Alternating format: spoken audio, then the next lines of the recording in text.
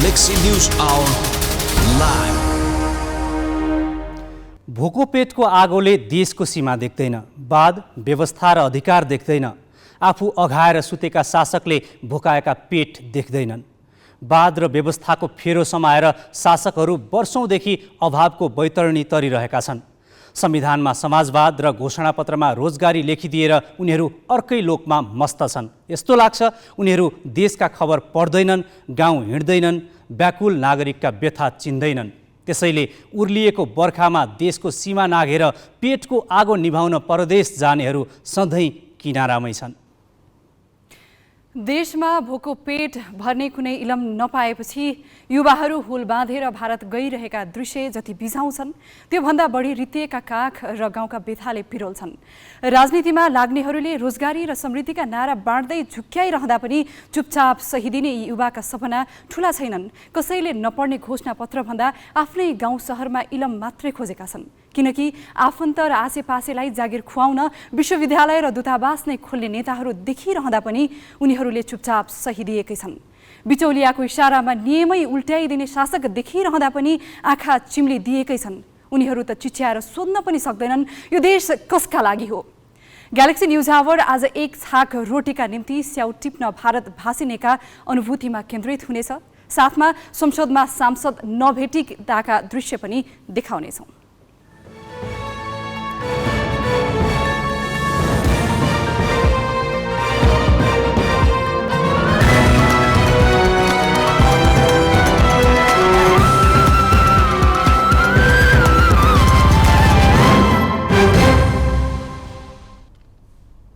नमस्कार, यो हो ग्यालेक्सी न्युज आवर।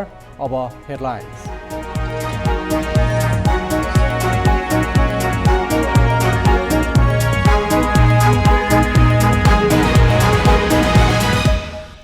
संसदीय प्रक्रियामा सांसदहरूको गैर जिम्मेवारीको पराकाष्ठा।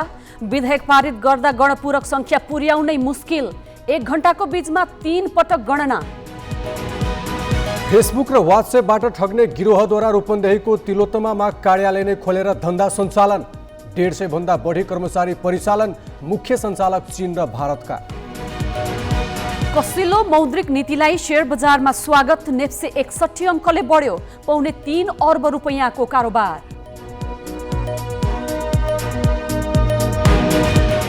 बढ्दो विदेशी ऋणसँगै मुद्रा सञ्चितको चापले पाकिस्तान पनि दबावमा। सङ्कट व्यवस्थापनका लागि सरकारले ल्यायो सम्पत्ति बेच्ने अध्यादेश।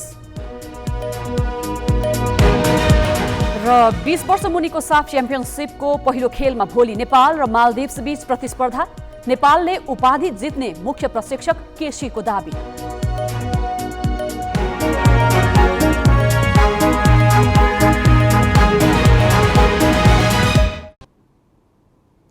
केन्द्र सरकारकै सिको गर्दै प्रदेश र स्थानीय सरकारले समेत नागरिकका लागि रोजगारीका धेरै कार्यक्रम ल्याएका छन्।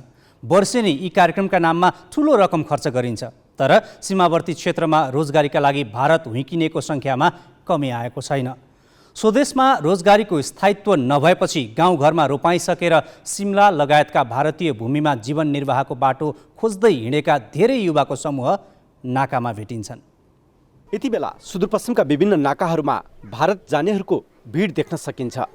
तीमध्ये धेरैजसो स्याउ टिप्नका लागि भारतको हिमाचल प्रदेशको सिमलातिर जानेहरू छन्। वर्षेनी सुदूरका पहाड र तराईका जिल्लाबाट सयौंको सङ्ख्यामा यसरी स्याउ टिप्नकै लागि भारतको गढवाल, चण्डीगढ, सिमलातिर जाने गर्छन् र स्याउको सिजन सकिए लगत्तै फेरि घर फर्किन्छन्।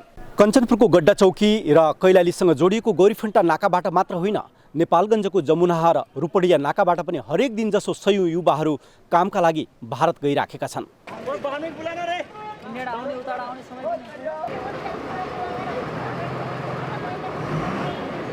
अब खेतीपाती सिजनको लगाएर सर अब हामी इन्डिया जान लाग्यो। त्यस्तै छ अब गाउँघरतिर अलिअलि खेतीपाती लगाएर नपुग्ने छ र अब यस्तो छ बेरोजगारी युवाहरू। कहाँ जाँदै हुन्छ? कुल्लू जाने हो। कुल्लू मनाली? हजुर। किन? काम गर्न सेउटनमा। स्याउ टिप्न? हजुर। सधैँ जानुहुन्छ यसरी? हजुर। हरेक दिन जसो युवाहरू यसरी नै कामको खोजीमा कुल्लू मनालीतिर स्याउ टिप्नका लागि गइराखेको यो दृश्य देख्न सकिन्छ। त्यहाँ चाहिँ स्याउ टिप्ने अनि बोक्ने यति काम हो। चौधरी समुदाय मात्रै जान्छ कि अरू पनि जान्छ? अरू पनि जान्छन्। के गर्ने, खाना लगाउनु पर्यो, खानु लगाउनु केही छैन, जानु पर्यो पैसाको लागि। के गर्ने अब पैसाको पनि चाह हुन्छ। यहाँ बाढी आएर पुरै खेतसेट सकिदिन्छ पुरै। बाढीले हैन? हजुर। यहाँ नेपालमा काम गर्छन् तर ठेकदारहरूले पैसा पनि दिँदैनन्, लेटमा पैसा दिन्छन्। के गर्ने, अब इन्डियातिर लाग्नुपर्छ 3-4 महिनाको लागि, अब आफ्नो घर परिवार चलाउनको लागि। डोको भरि बोकेर गएर तल झार्नुपर्छ तल रोडमा, सबैको लोकेरै, कोही ओकालो कोही ओह्रालो। अनि सिजन सकिएपछि मासु र भात खाऊ, एकैपट्टि सेउलेर घर आऊ, बस। यसरी सरकारले जतिसुकै रोजगारी स्वरोजगारीका कुरा देशमा दिलाउँछौँ युवाहरूलाई भने पनि त्यो अवस्था छैन। देश छोडेर गाउँ छोडेर यसरी कामको खोजीमा भारत जाने युवाहरूको लर्को लागिराखेको छ। यतातर्फ सरकारले कहिले ध्यान दिने हो? क्यामेरा पर्सन पुष्कर नेपालीका साथ हिक्मत राउल, हौसलपुर घाट, कैलाली। यसैबीच कर्णाली र सुदूरपश्चिमका सीमावर्ती नाकामा भेटिएका नागरिकलाई तपाईँ किन भारततर्फ जाँदै हुनुहुन्छ भनी हामीले सोधेका छौँ। म पनि डेढको महिना आएको थिएँ, 2-4 महिना घर बसेर खेसेट लगायो। अब के गर्ने, पैसा पानी पनि नयाँ, त्यही भएर कमाउनुतिर जाने। त्यसमा यस्तै अब सेवाहरू तोर्ने के काम, रोडको कामहरू। नेताहरू जित्नुहुन्छ, आफ्नो कुर्सी सम्हाल्नुहुन्छ, तर गाउँघरमा आएर के को कमी छ भनेर हेर्नुहुन्न। युवाहरूको कहाँनिर बेरोजगार बसिरहने हेर्नुहुन्न। तर रोजगारी भए पनि त्यसको कुनै पैसाको मूल्याङ्कनै छैन होइन, त्यसैले पनि बाहिर जाँदैछन्। हामीले भोट हाल्छौँ, नेता जितेर जानुहुन्छ, हामीलाई केही हेर्नुहुन्न, केही पाएन। हामीले यही बेङ्गलोर, मद्रास यस्तै खाडी मुलुक बाहिर जाने, घाममा तातिने, काम गर्ने, पैसा कमाएर आफ्नो छोराछोरी पाल्ने। कि यो रोजगार स्वरोजगार के भन्छ होइन, अब त्यस्तो खालको अब छैन सर हाम्रो गाउँतिर त। अब है अब अन्त हुन सक्ला, तर त्यस्तो कुनै पनि त्यस्तो खालको छैन। बाध्यता बस परिस्थिति, परिवार पाल्नु पर्यो, आमा बुबा पाल्नु पर्यो होइन। अब मैले आशा त गरेको थिएँ, नेपाल सरकारकै आशा गरेको थिएँ, तर त्यो भ्याइएन। यता सङ्घ र प्रदेश सरकार भने वर्षेनी ठुलो रकम रोजगारीका नाममा खर्च गर्छन् र निकै सफल भएको दाबी पनि गर्छन्। सरकारले अघिल्लो आर्थिक वर्ष प्रधानमन्त्री रोजगार कार्यक्रमका नाममा 5 अर्ब 92 करोड रुपियाँ सिद्ध्यायो। यस वर्ष पनि बेरोजगार नागरिकलाई रोजगारीमा जोड्न सरकारले 7 अर्ब रुपियाँ छुट्याएको छ। तर रोजीरोटीका लागि भारततिर लर्को लाग्न अभिशप्त नागरिकलाई यस्ता कार्यक्रमले समेट्नै सकेको छैन। प्रधानमन्त्री रोजगार कार्यक्रम अन्तर्गत कर्णाली प्रदेशमा मात्रै अघिल्लो आर्थिक वर्षमा 96 करोड खर्च भएको छ भने सुदूरपश्चिममा 1 अर्ब 38 करोड खर्च भएको छ। यो आर्थिक वर्षका लागि सङ्घीय सरकारले 7 अर्ब 13 करोड विनियोजन गरेको छ। यसमा 753 पालिका मध्ये 50 पालिकाले आवेदन नै दिएका छैनन्। विनियोजित बजेट माग बमोजिम पालिका तहमा पठाउने सरकारले तयारी गरिरहेको छ।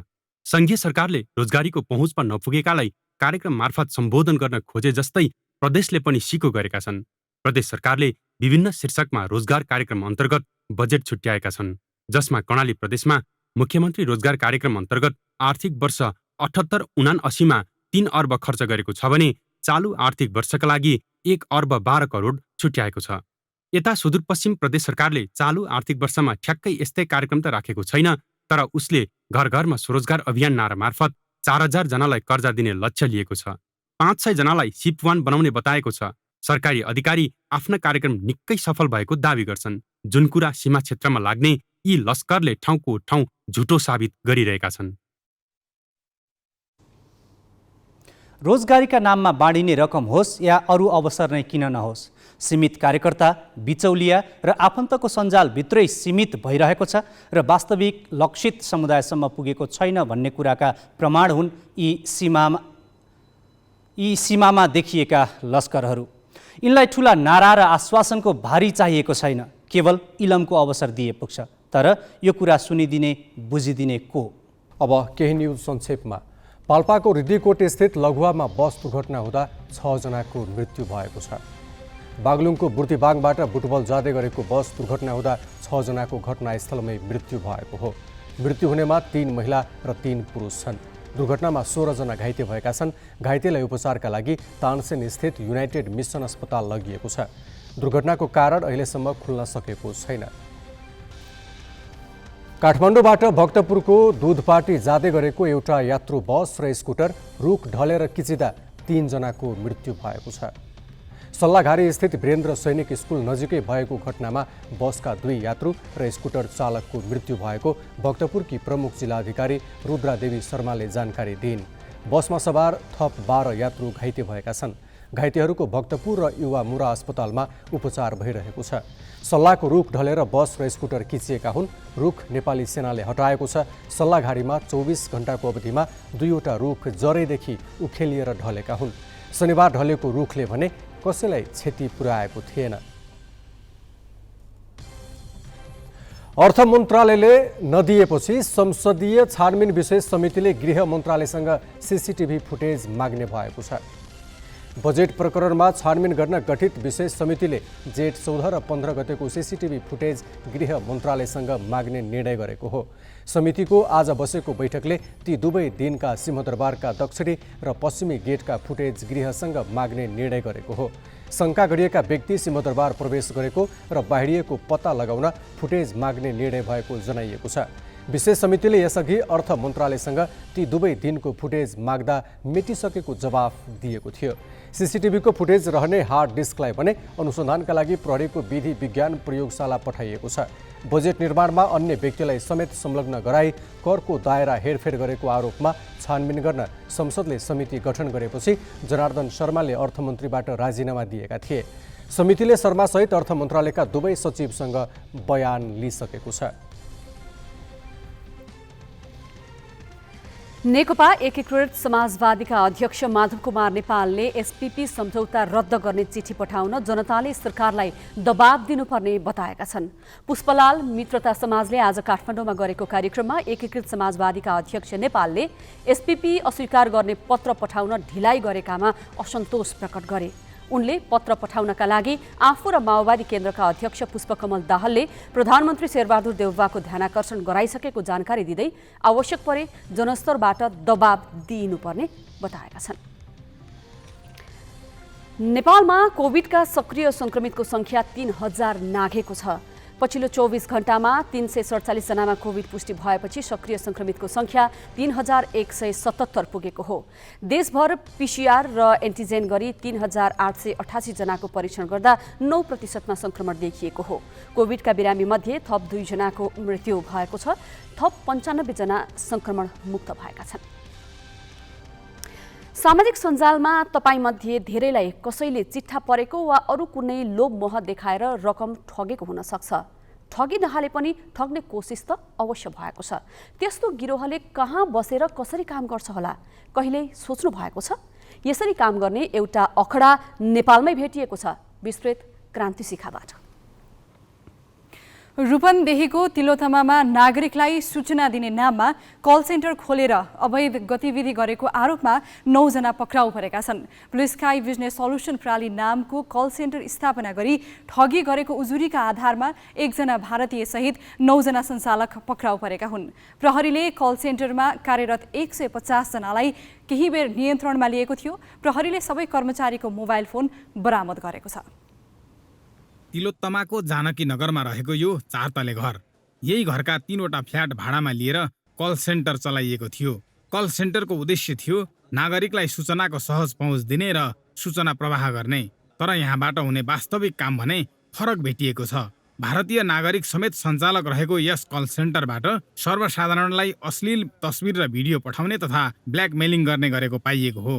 ठुलो धनराशि चिट्ठा परेको प्रलोभन देखाई ठगी गर्न 300 वटा कम्प्युटर र 150 कर्मचारी प्रयोग हुने गरेको तथ्य बाहिर आएको छ।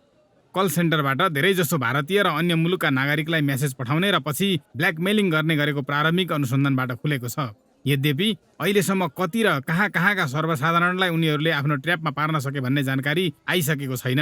प्रहरीले कल सेन्टरलाई पूर्ण रूपमा नियन्त्रणमा लिएर अनुसन्धान अघि बढाएको छ। त्यहाँ अवैध रूपमा चाहिँ कल सेन्टर हुने र मान्छेहरूलाई हेरेस गर्ने अपशब्दहरू बोल्ने कामहरू पनि बाहिरबाट सुनिने भइसकेपछि के रहेछ भनेर बुझ्दाखेरि यो अवैध रूपमा चलाएको कल सेन्टर रहेछ, जसले चाहिँ कोही व्यक्तिहरूलाई विभिन्न किसिमको अहिले वाट्सएपहरूमा मेसेन्जरहरूमा आइरहेको हुन्छ, तेरो यति चिट्टा पऱ्यो, तँलाई यति लोन दिन्छु, तँलाई यति ब्याज दे, होइन देर तिरेन भने तेरो चाहिँ उ गरिदिन्छु, अन्य किसिमका हेरेसमेन्टहरू गर्ने किसिमका भइसकेपछि त्यो बुझेपछि हामीले चाहिँ अहिले यो प्लान अनुसार हामीले अपरेसन गर्यौँ। कल सेन्टरबाट सर्वसाधारणलाई थोरै रकमको कर्जा दिने र पछि पीडितको मोबाइलमा रहेको कन्ट्याक्ट नम्बर, फेसबुक र मोबाइलमा भएका तस्बिर र भिडियो ह्याक गरी पीडितका आफन्त साथीभाइ लगायतको मोबाइलमा पठाउने गरेको पाइएको छ। ह्याक गर्न सजिलोका लागि ठगी गिरोहले कर्जा दिनुअघि सर्वसाधारणलाई आफैले निर्माण गरेको एप डाउनलोड गर्न लगाउने गरेको थियो। कल सेन्टरका सञ्चालकले कार्यालयमा M1, M2, M3, M4, M5, D-S1, S2 लगायत विभिन्न विभाग वर्गीकरण गरी कर्मचारी खटाएका थिए। ग्यालेक्सी फोकेका लागि रूपन्देहीबाट विवेक विश्वकर्माको रिपोर्ट। अब केही न्युज संक्षेपमा। सरकारले नेपाल भ्रमण दशक घोषणा गर्ने भएको छ। सन् 2023 देखिको 10 वर्षलाई भ्रमण दशक घोषणा गर्ने तयारी गरिएको पर्यटन तथा नागरिक उड्डयन मन्त्री जीवनराम श्रेष्ठले बताएका छन्। मन्त्री श्रेष्ठले आज पर्यटन पुनरुत्थान कार्ययोजना सार्वजनिक गर्दै पर्यटनको क्षेत्रमा सरकारले लिएको लक्ष्य पूरा गर्नका लागि अभियान नै चलाउन आवश्यक रहेको र त्यसका लागि 1 वर्षले नपुग्ने बताए। 3 महिनाभित्र भ्रमण दशक घोषणा गरिसक्ने मन्त्रालयले जनाएको छ। मन्त्री श्रेष्ठले यस विषयमा आफूले प्रधानमन्त्री शेरबहादुर देउवासँग पनि कुरा गरिसकेको बताएका छन्। पाकिस्तानले विदेशी ऋणको भार बढ्दै गएपछि सरकारी सम्पत्ति बेच्ने भएको छ। सरकारी सम्पत्ति बेचेर ऋण तिर्ने अध्यादेश मन्त्री परिषदले स्वीकृत गरेको छ। बढ्दो विदेशी ऋणले दबावमा परेपछि सङ्कट व्यवस्थापनका लागि सरकारले सम्पत्ति बेच्ने अध्यादेश ल्याएको हो। पाकिस्तानमा एकातिर विदेशी ऋण बढ्दै गएको छ भने अर्कातिर विदेशी मुद्राको सञ्चित तीव्र गतिमा घटिरहेको छ। आयात नियन्त्रण गर्न नसक्दा पाकिस्तानको चालु खाता घाटामा गएको छ। मन्त्री परिषदले स्वीकृत गरेको अध्यादेशमा अन्य देशलाई सम्पत्ति वा सेयर बिक्री गरेको विरोधमा रिट दायर भए अदालतले सुनवाई नगर्ने व्यवस्था छ। अध्यादेशमा राष्ट्रपति आरिफ अलवीले हस्ताक्षर गर्न बाँकी छ। पाकिस्तान सरकारले राजस्वको 40% रकम ब्याज तिर्न खर्च गर्दै आएको छ। भारतका राष्ट्रपति रामनाथ कोविन्दको कार्यकाल आज सकिएको छ। उनले कार्यकालको अन्तिम दिन सबै राजनैतिक दललाई राजनीतिबाट माथि उठेर जनताको हितमा काम गर्न आग्रह गरेका छन्। उनले आफ्नो विदायी समारोहलाई सम्बोधन गर्दै जनताको कामलाई पहिलो प्राथमिकता दिन राजनैतिक दलको ध्यानाकर्षण गराएका हुन्। उनले गान्धीवादी तरिका अपनाउन सबै भारतीय नागरिकलाई आह्वान गरे। भारतको लोकतान्त्रिक व्यवस्थालाई एक ठूलो परिवारको संज्ञा दिँदै उनले परिवारको मतभेद सुल्झाउनका लागि शान्ति, एकता र आपसी छलफलमा जोड दिए। नवनिर्वाचित राष्ट्रपति द्रौपदी मुर्मुले सोमबार पद तथा गोपनीयताको शपथ लिँदैछिन्। फिलिपिन्सको एक विश्वविद्यालयमा गोली चल्दा 3 जनाको मृत्यु भएको छ, 2 जना घाइते भएका छन्।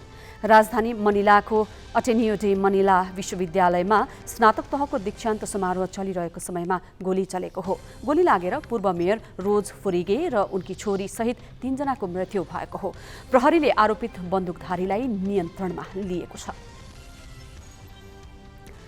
भारतको राजधानी नयाँ दिल्लीमा 1 जनामा मंकी पक्स देखिएको छ। नयाँ दिल्लीमा पहिलो पटक यो रोगका बिरामी भेटिएका हुन्। यसअघि दक्षिणी राज्य केरलामा 3 जनामा यो रोग लागेको पुष्टि भएको थियो। आज रोग पुष्टि भएका बिरामीलाई सरकारी अस्पतालमा भर्ना गरिएको छ। ती बिरामीले यसअघि आफूले कुनै देशको यात्रा नगरेको बताएका छन्। विश्व स्वास्थ्य संगठन WHO ले मंकी पक्स अन्तर्राष्ट्रिय स्वास्थ्य चिन्ताको विषय बनेको बताउँदै शनिबार विश्वव्यापी जनस्वास्थ्य आपतकाल घोषणा गरेको थियो। हालसम्म विश्वका 75 देशमा मंकी पक्सका 16,000 भन्दा बढी बिरामी भेटिएका छन्। 5 जनाको मृत्यु भएको छ। सांसदको मुख्य काम कानुन निर्माण हो, तर यहाँ कानुनको छलफल र निर्माण प्रक्रियाका लागि न्यूनतम आवश्यक पर्ने संख्या नै पुर्याउन धौधौ हुने गर्छ। यो प्रसङ्ग गौतम रेग्मीबाट। सांसदहरूमा गैर जिम्मेवारीको पराकाष्ठा नागेको छ। कामप्रति जिम्मेवार नभएका कारण प्रतिनिधि सभाको बैठकमा सांसदहरूको संख्या आज 3 पटक गण्नु परेको छ। हाजिर बिनै तलब लिँदै आएका सांसद 2,000 रुपियाँका दरले बैठक भत्ता लिएर भागेपछि कार्यसूची प्रभावित हुन पुगेको छ।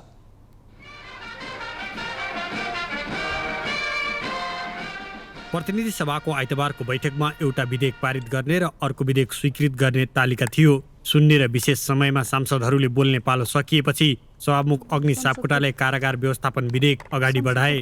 विधेयक पारित गर्नका लागि अगाडि बढाउने क्रममा नेपाल मजदुर किसान पार्टीका सांसद प्रेम सुवालले गणपूरक संख्या नपुगेको भनेर प्रश्न उठाए। प्रतिनिधि सभाले कुनै पनि विधेयक पारित गर्दा बैठकमा 1/4 सांसद उपस्थित हुनुपर्छ। त्यो सङ्ख्या भनेको अहिले 69 हो। सभामुख सापकोटाले 3 मिनेटसम्म घन्टी बजाएर सङ्ख्या गर्न लगाए।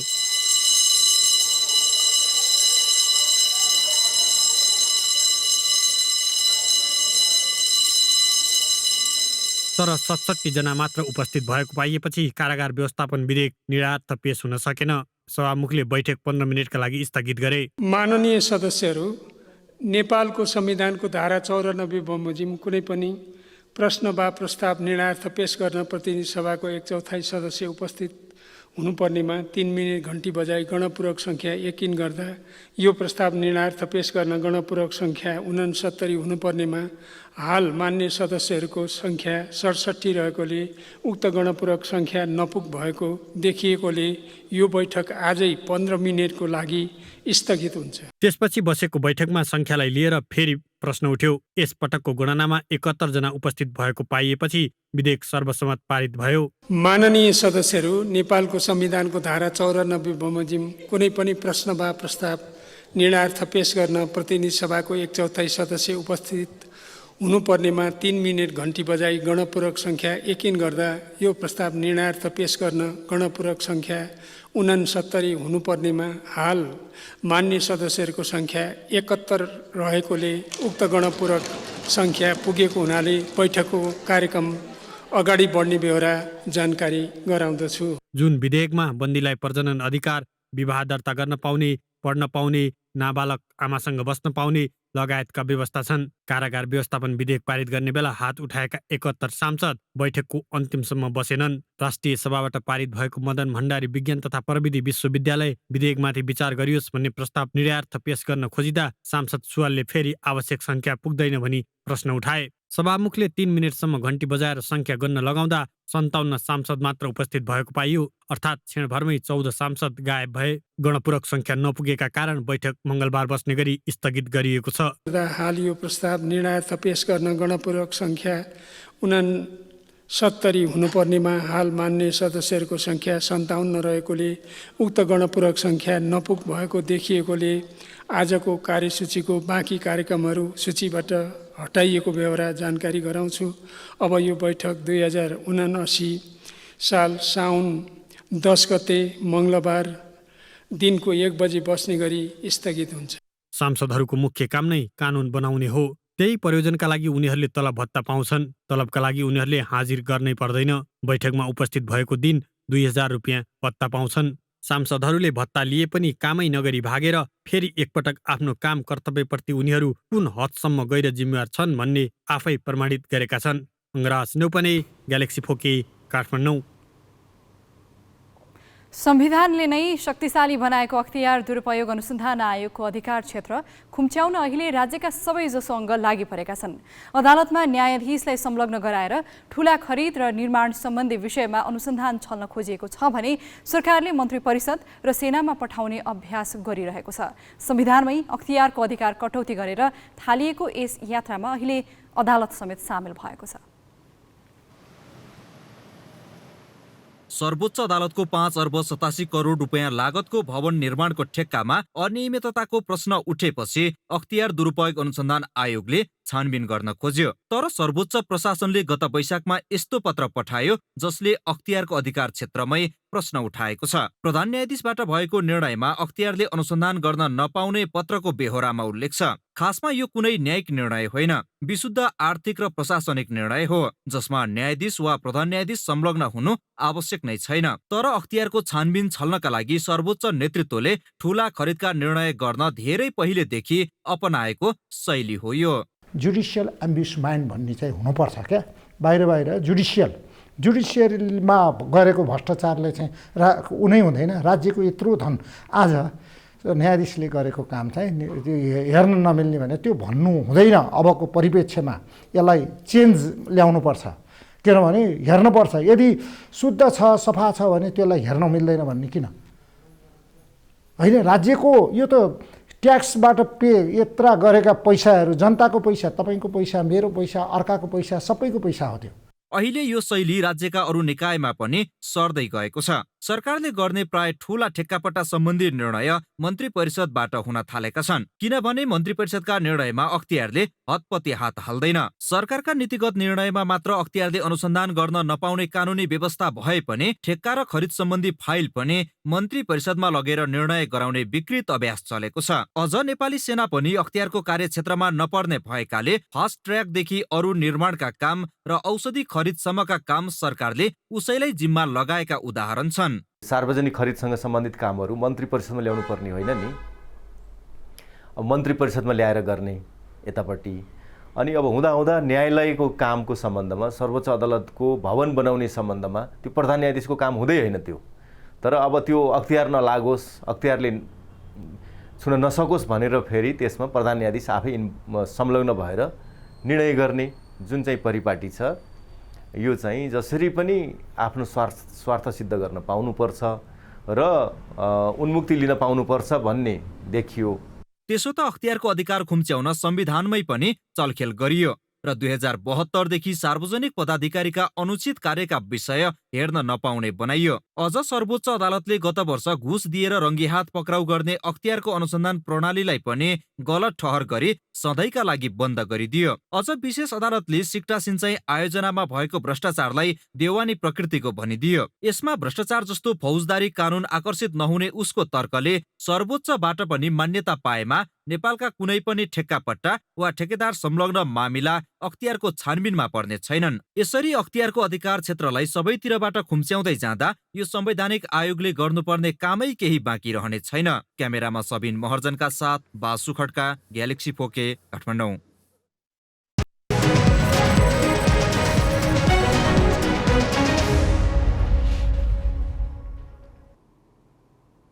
पोखरामा रहेको मातृशिशु मितेरी अस्पतालमा दक्ष प्राविधिक र चिकित्सकको अभाव छ।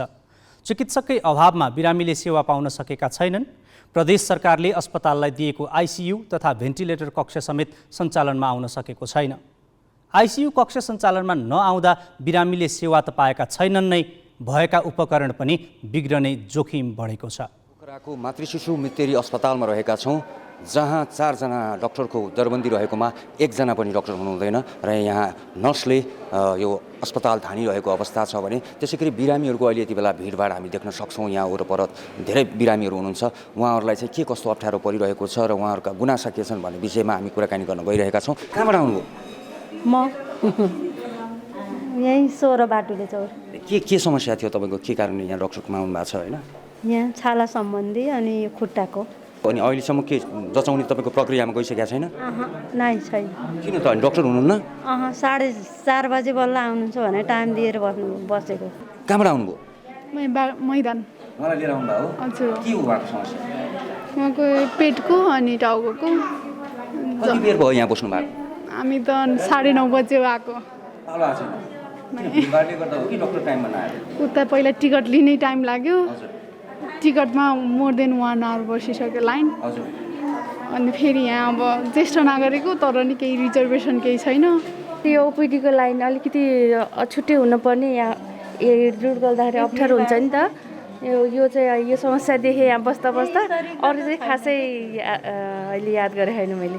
यो मातृशिशु मितेरी अस्पतालको आइसियु कक्ष हो, जहाँ चाहिँ हामी देख्न सक्छौँ 5 वटा भेन्टिलेटर, त्यसैका अन्य उपकरणहरू पनि रहेका छन् जुन चाहिँ प्रदेश सरकारले यो अस्पताललाई भनेर दिएको। 2077 सालमा दिएको यी सामग्रीहरू अहिलेसम्म पनि सञ्चालन भएको छैन। यहाँ आइसियु चलाउन सकेको छैन। त्यसको मुख्य कारण भनेको यहाँ दक्ष जनशक्ति नभएको कारणले गर्दाखेरि यो आइसियुका सामानहरू सबै थन्किएको अवस्थामा छन् र यी सामानहरूको वारेन्टीदेखि लिएर हरेक कुराहरू यति बेला चाहिँ सकिसकेको छ भनेर हामीले जानकारी पनि प्राप्त गरेका छौँ। मसित हुनुहुन्छ यो अस्पतालको व्यवस्थापन समितिका अध्यक्ष धर्मराज थापा। स्वागत छ यहाँलाई। नमस्ते, धन्यवाद। जस्तो अस्पतालमा हामी अहिलेदेखिबाट हेरिरहेछौँ होइन, कतिपय ठाउँमा चाहिँ त वृद्धहरू चाहिँ त्यसै पालो कुरेर 2 घन्टा 4 घन्टा भनेर बसिराख्नु भएको छ। यो के हो खास यो? अनि त्यसै गरी चाहिँ त व्यवस्थापनको हिसाबले हेर्ने हो भने पनि त्यति व्यवस्थित देखिएन नि, किन हो? अनि यो हामीले जुन सुरुवाती रूपमा निर्माण भएको थियो, जुन त 4वटा मेडिकल अफिसर र 2 जना विशेषज्ञ सेवाबाट सुरु गर्ने हिसाबले गरेको हस्पिटल हो। तर यसको अहिले जुन यहाँ आउने बिरामीको सङ्ख्या अलिक बढी मात्रा पनि भएको हो।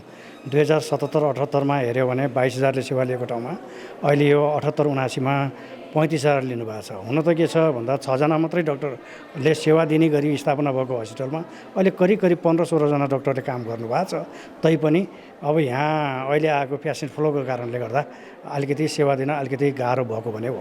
आइसियु कहिले चल्छ त सर अब यो हस्पिटल? यस्तो छ, अब यो आइसियुको पाटो भनेको यसलाई चाहिने एउटा छुट्टै टिम हुन्छ जुन हामीले व्यवस्थापन समितिबाट गर्न सक्ने अवस्थामा छैनौँ। व्यवस्थापन समितिले गर्न नसक्ने अवस्था भएको हुनाले हामीले प्रदेश सरकारसित माग गरेका छौँ। उहाँहरूले जनशक्ति दिने बित्तिकै हामी चाहिँ यसलाई सुरु गरिहाल्छौँ।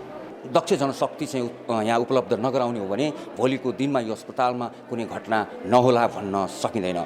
क्यामेरामा महेश ढुङ्गानाको साथमा उत्तम पौडेल, पोखरा। अहिले कतै खाली सार्वजनिक जग्गा छ भनेर सुइको पाउनै हुँदैन, कारोबारीको आँखा लागिहाल्छ। बढ्दो शहरीकरण र जग्गा खण्डीकरणबाट अतिक्रमणको पहिलो निशानामा परेको छ सार्वजनिक जग्गा। यस्तै भएको छ काठमाडौँ पासीकोटको 38 रोपनी 15 आना सार्वजनिक जग्गा। राजनीतिक पहुँचवालाले सार्वजनिक सम्पत्ति अतिक्रमण गरेर आफ्नो कित्तामा पार्न खोजेपछि त्यसको चपेटामा बुढा नीलकण्ठको पासीकोट स्थित यो श्रीराम आधारभूत विद्यालय समेत परेको छ। पासीकोट चोकबाट पश्चिमतिर मूल बाटोसँगै जोडिएको छ 38 रोपनी 15 आना सार्वजनिक जग्गा। आनाकै 30 लाख भन्दा माथि किनबेच भइरहेको यस ठाउँको सार्वजनिक जग्गा पहुँचवालाले भोग चलन गरिरहेका छन् र अहिले आफ्नो कित्तामा पार्न खोज्दैछन्। पासीकोट चोकमै कक्षा 8सम्म पढाइ हुने श्रीराम आधारभूत विद्यालय छ।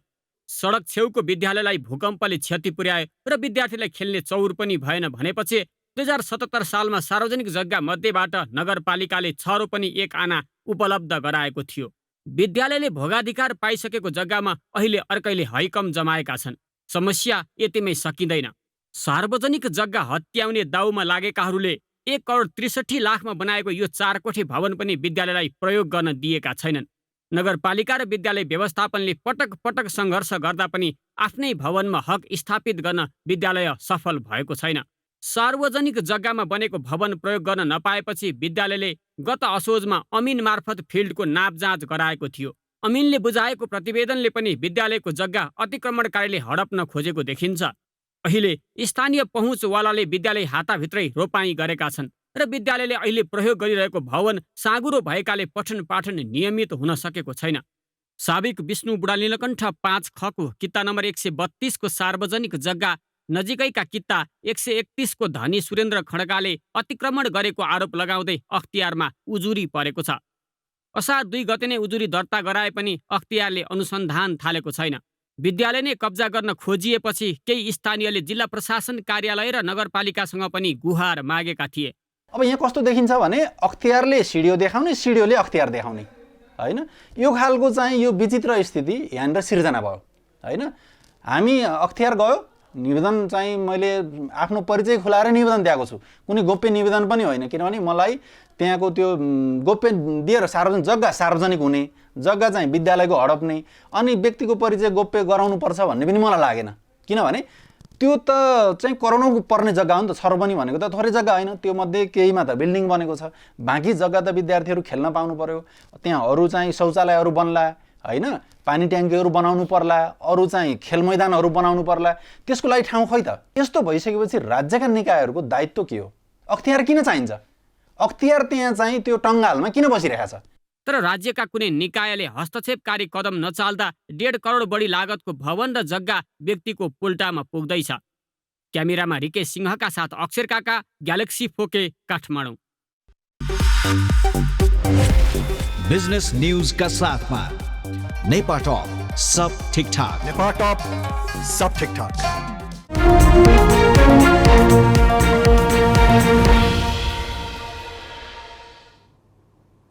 प्रधानमन्त्री शेरबहादुर देउवाले मुलुकको अर्थतन्त्र शिथिल अवस्थामा रहेको बताएका छन्।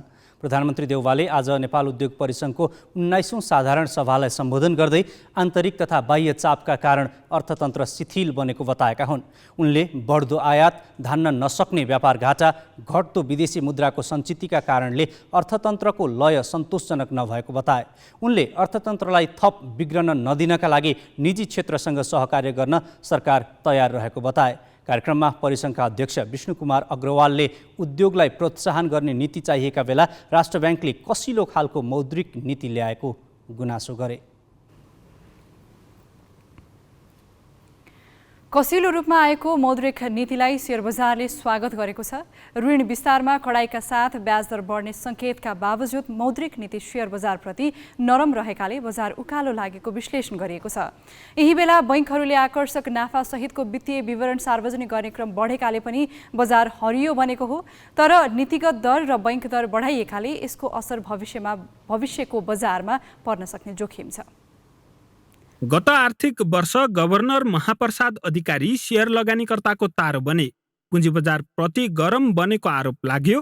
लगानीकर्ताले वर्षभरि नै 4-12 भनेर चिनिएको शेयर धितो कर्जा सीमाको विरोध गरे।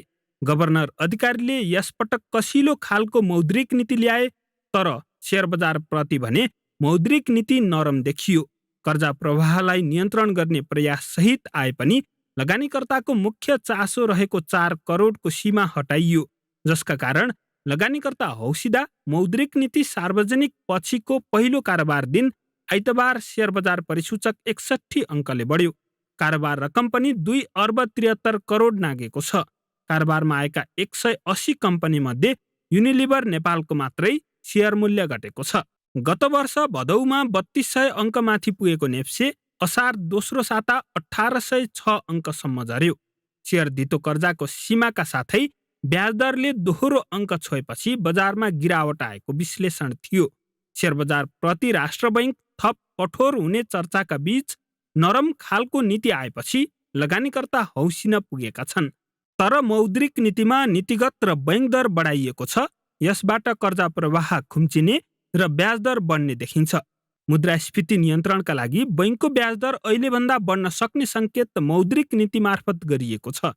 तर विश्लेषकहरूले ब्याज दर बढाएकै भरमा निक्षेप नथपिएको विगत रहेकाले बैंकहरूले कर्जाको ब्याज दर नबढाउने ठकुवा गरिरहेका छन्। मौद्रिक नीतिमा गरिएका व्यवस्थाले शेयर बजारमा दबाव नपर्ने उनीहरूको दाबी छ।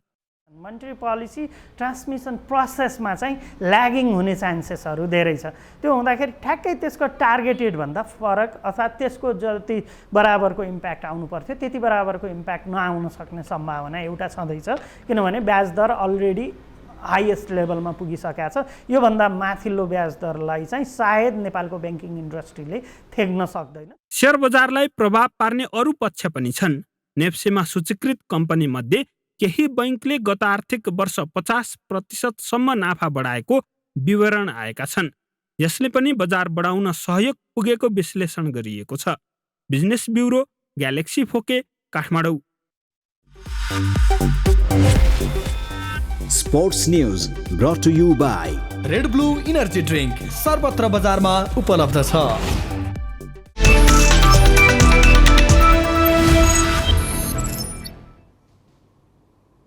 नेपाली युवा टोलीका मुख्य प्रशिक्षक मेघराज केसीले 20 वर्ष मुनिको साफ च्याम्पियनसिपको उपाधि जित्ने दावी गरेका छन्। भारतको भुवनेश्वरमा आज भएको प्रिम्याच कन्फरेन्समा प्रशिक्षक केसीले टोलीको तयारी पूरा भएको उल्लेख गर्दै उपाधि जित्नेमा आफू विश्वस्त रहेको बताए। नेपाली टोली करिब 2 महिनाको प्रशिक्षणपछि शुक्रबार भारत गएको थियो। यसपटक खुला प्रतिस्पर्धा गरी देशभरिका 700 खेलाडीबाट टिमका सदस्य छानिएका हुन्। यसअघि 2 संस्करणको उपाधि नेपालले जित्दा पछिल्लो संस्करण भने भारतले जितेको थियो। यसपटक 20 वर्ष मुनिको उमेर समूहमा हुन लागेको च्याम्पियनसिपको पहिलो खेलमा नेपालले भोलि मालदिप्सको सामना गर्नेछ। खेल कालिङ्गा रङ्गशालामा नेपाली समयअनुसार दिउँसो 4:15 बजे सुरु हुनेछ। नेपाली राष्ट्रिय क्रिकेट टिमका पूर्व कप्तान पारस खड्काले लेजेन्ड्स क्रिकेट लिग खेल्ने भएका छन्। राष्ट्रिय टिमबाट सन्यास लिएका विश्वभरका पूर्व खेलाडीले लिगमा प्रतिस्पर्धा गर्नेछन्। 110 खेलाडीको सहभागिता रहने प्रतियोगिताका लागि अहिलेसम्म पारस सहित 50 खेलाडीको सहभागिता पक्का भइसकेको आयोजक लेजेन्ड्स क्रिकेट लिगले जनाएको छ। लिग भारतमा हुनेछ। पारसले गत वर्ष अन्तर्राष्ट्रिय क्रिकेटबाट सन्यास लिएका थिए। हामी ग्यालेक्सी न्युज आवरको अन्त्यमा छौँ। जाँदा जाँदै हेडलाइन्स।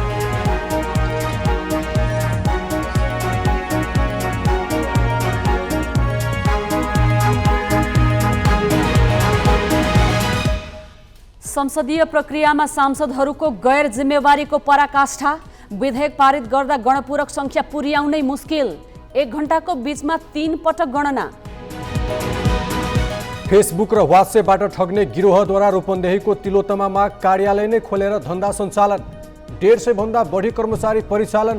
मुख्य सञ्चालक चीन र भारतका। कसिलो मौद्रिक नीतिलाई शेयर बजारमा स्वागत। नेप्से 61 अङ्कले बढ्यो। $3.25 अर्ब रुपैयाँको कारोबार। बढ्दो विदेशी ऋणसँगै मुद्रा सञ्चितिको चापले पाकिस्तान पनि दबावमा। सङ्कट व्यवस्थापनका लागि सरकारले ल्यायो सम्पत्ति बेच्ने अध्यादेश। र 20 वर्ष मुनिको साफ च्याम्पियनसिपको पहिलो खेलमा भोलि नेपाल र मालदिप्स बीच प्रतिस्पर्धा। नेपालले उपाधि जित्ने मुख्य प्रशिक्षक केसीको दाबी।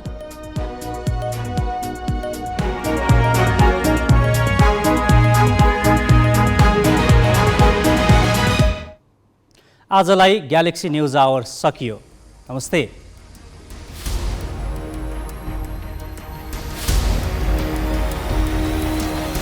This is Galaxy News Hour Live.